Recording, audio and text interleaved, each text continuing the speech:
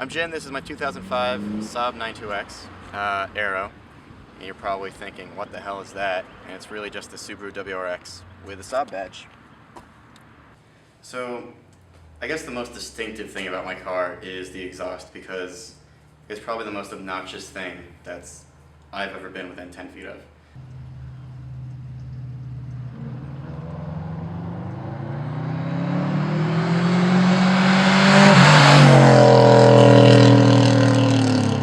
I sometimes forget just how loud my car is, because usually I'm inside, like rocking out to death metal and just driving, and I'm just so in the moment that I don't know how loud it is. There are times when I'll lend it to my girlfriend and she'll drive it, and she's like gone for like a minute, and I can still hear the car.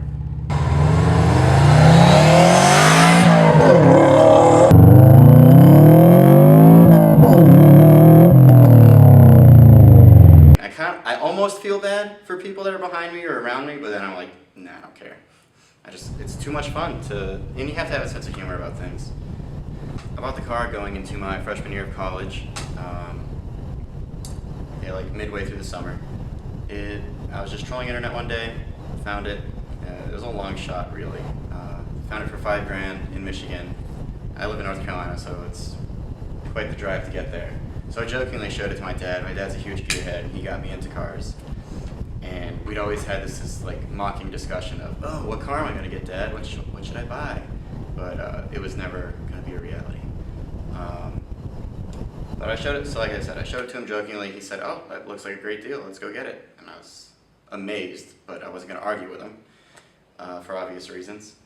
So we drove to Michigan that night, went to the dealership, checked out the car, test drove the car, and by that I mean my dad test drove the car and would let me drive it, but of course.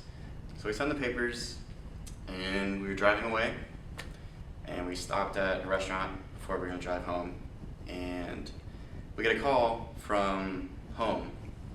My grandfather had been battling dementia and Alzheimer's for about 3 or 5 years before this time. And he had really declined the past few months leading up to this. And so honestly, within 30 minutes of signing the papers and getting in the car, we got the call that my grandfather had died, which was really rough on my dad especially, because he and my grandmother were there always for like the last 2 years, always with him. And just knowing that, it was really, really heartbreaking. And I like to think that my car kind of like is a continuation of my grandfather's legacy or something like that. It's hard to put into words. Because my grandfather, when he was still like all there, he was a very, I guess, joyously apathetic type person is an interesting way to put it. He was very happy, but he also had like anger type things. They used to call him Storm and Norman. And so, I mean, that's kind of how I feel when I drive my car. I'm very happy, and I'm very much like, I don't really care about anything else. I don't care about how well or not well I'm doing in classes. I don't care about what I'm going to do at like the next day or the next hour. I'm just there, I'm in the moment, I'm driving, and there's a giant smile on my face. And that's how my grandfather lived, and that's kind of how I want to live. That's why I love my car.